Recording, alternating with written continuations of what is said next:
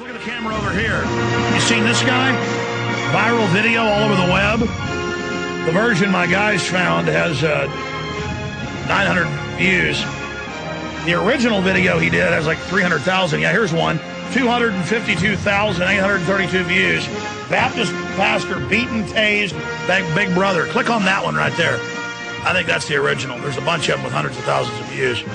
But this is happening to everybody in these internal checkpoints. And you're an illegal alien, you go right through, and they even will take you and give you a job. That's CNN. But you're a citizen, I mean, they just start beating you. And that's how they roll. You're a gun owner, you love freedom, you're a preacher. Oh, my goodness, we got an Al-Qaeda here, boss. Now, what was it like being on Lexington Green, where Al-Qaeda fought the good troops? The evil American Al-Qaeda fought the loving British troops.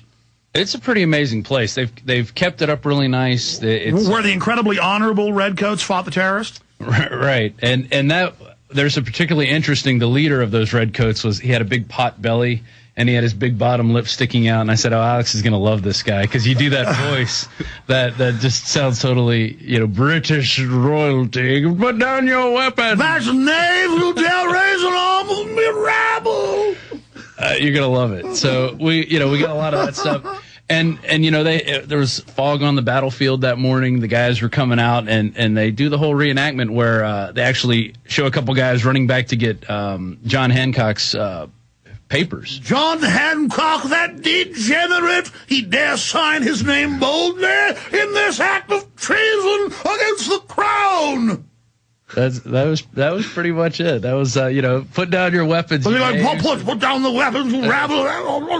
And they didn't do it. They stood their ground. They were fired upon, and pretty much they were fired upon by a larger force, and then they pretty much did a unorganized retreat. Outrageous terrorists, but then more militias showed up. Right. Well, in Concord, that's where they stuck it to them. Endurance. That's where they terrorized. They were terrorists. Yeah, exactly. And they talked about number one threat, founding fathers evil. There was an 80-year-old guy who'd fought in the French Revolutionary War, or the French and Indian War.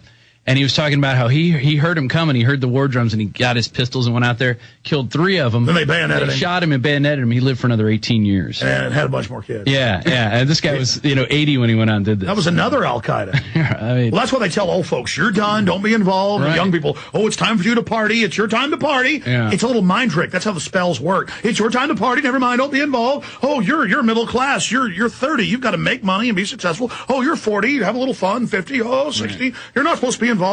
Everything's fine. Well, that's not what's going to happen with Oath Keepers. They're getting all ages of people, and they're taking their oath. Outrageous, rabble.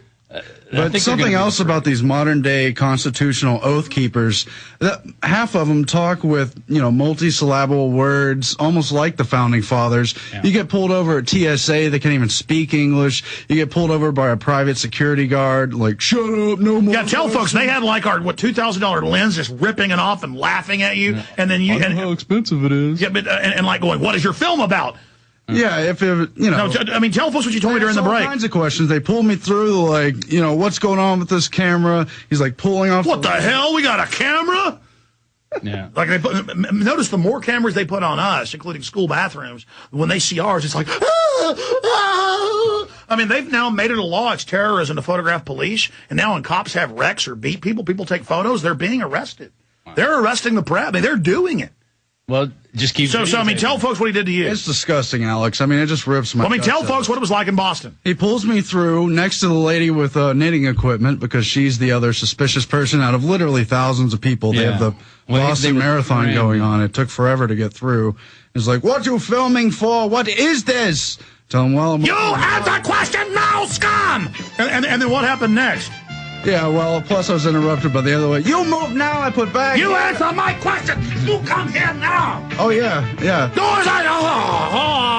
And they didn't know what I was filming, what I was filming for, what I planned to do with it, and I told them I'm filming for free speech. You shut up! Get on me! Come here! Get over here! Get out!